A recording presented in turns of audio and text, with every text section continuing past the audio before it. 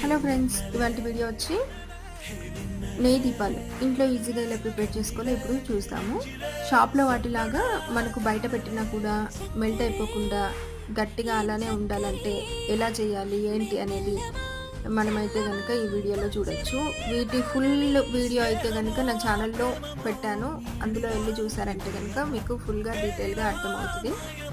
నార్మల్గా నెయ్యితో మాత్రమే చేసామంటే కనుక మనం బయట పెట్టామంటే ఖచ్చితంగా మెల్ట్ అయిపోతుందండి.